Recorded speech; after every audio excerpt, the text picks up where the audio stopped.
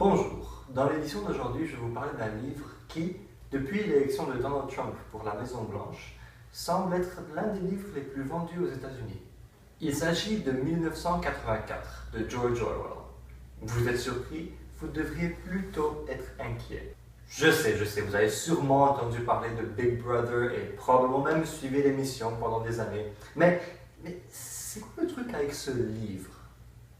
Pourquoi 1984? Pourquoi ce livre encore et encore et encore? Parce que, tout simplement, dans ce bouquin publié en 1949, George Orwell nous a parlé de FBI, KGB, NSA, Internet, Facebook, Twitter, surveillance vidéo, endoctrinement, manipulation, oppression, déformation de la réalité, télé-réalité, réalité augmentée, fabrication de terroristes, financement de terroristes, combat contre le terroriste. Comment est-ce qu'il a été capable d'un tel exploit? Un homme qui, à la fin de la Deuxième Guerre mondiale, était malade jusqu'à l'os et un écrivain sans gloire parmi ses contemporains.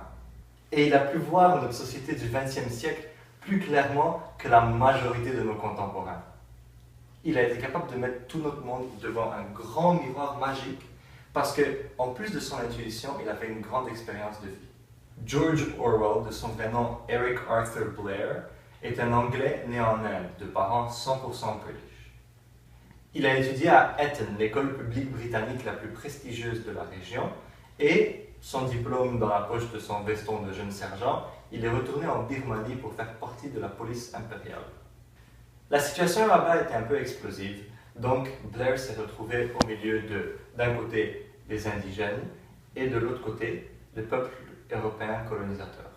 Une fois son service sous les drapeaux terminé, il part pour Londres en 1927 jusqu'en 1936, où il se retrouve dans une misère des plus rudes.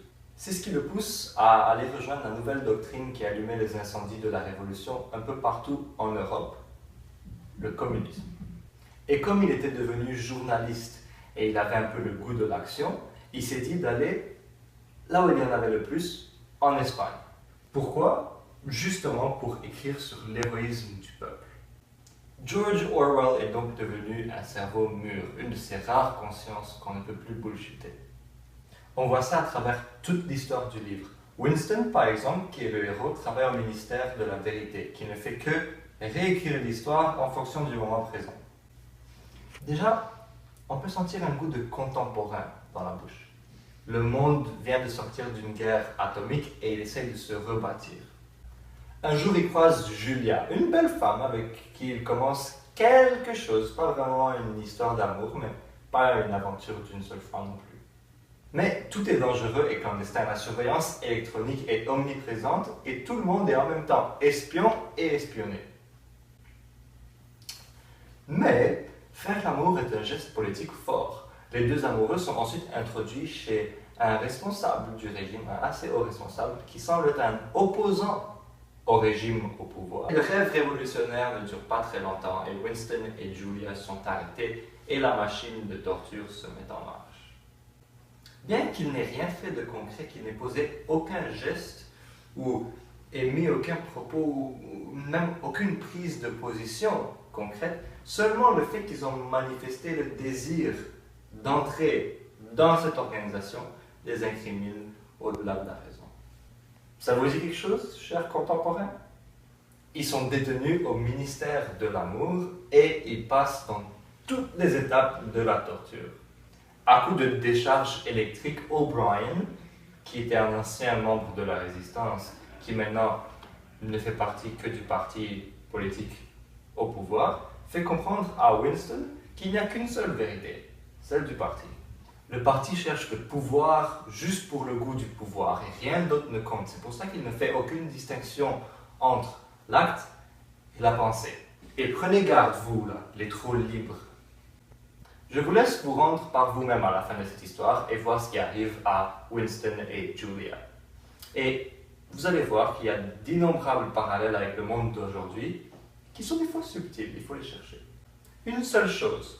Il n'y a pas vraiment de conclusion pour 1984. Ou bien, encore mieux, il y a une infinité de conclusions.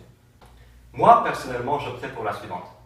C'est un roman bâti sur une fantastique somme de faits vécus dans un très petit intervalle de temps. Léninisme, stalinisme, terrorisme, marxisme pan-européen, guerre d'Espagne, hitlérisme, Seconde Guerre mondiale, génocide, URSS. Le résultat est une prédiction extra-lucide de ce qui devait suivre.